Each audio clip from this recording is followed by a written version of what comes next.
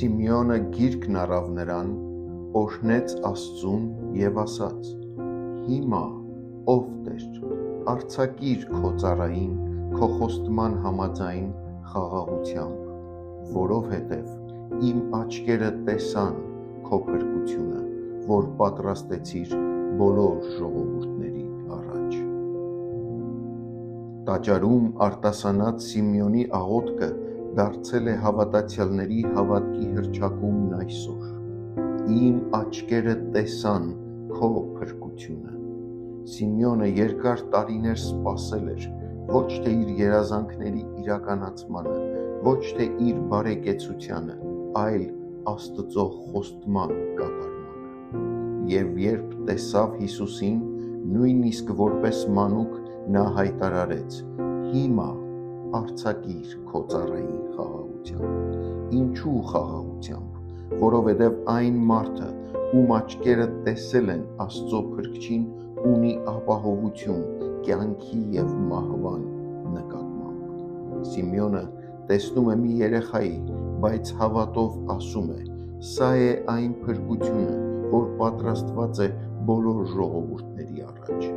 Փրկությունը ազգով չի սահմանափակվում, այն չի ճանաչում ոչ մշակույթ, ոչ լեզու, այն որևէ պատ չի դնում Աստծո և մարդու միջև։ Այն տրված է բոլոր ժողովուրդների համար։ Այս խոսքը մեզ հիշեցնում է կարևոր ճշմարտություններ։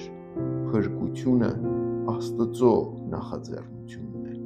Փրկությունը խաղաղություն է տալիս։ Մենք խաղաղություն չենք գտնում հանգամանքներում, իրավիճակներում, հաջողություններում կամ ինքնավստահության մեջ։ Ճշմարիտ խաղաղությունը գալիս է այն պահից, երբ մեր հոգին ասում է.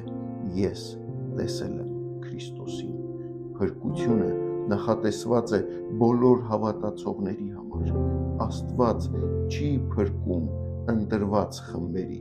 Նա պատրաստեց փրկությունը բոլոր ժողովուրդների առաջ, և դա սկսվեց մի խոնարհ պահի,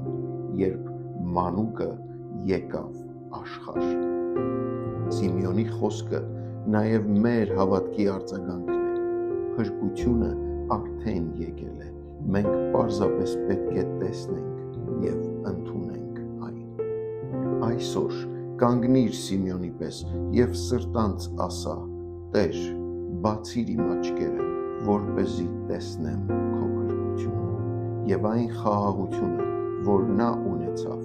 կլինի նաև քոնը։ Տեր, բացիր իմ աչքերը,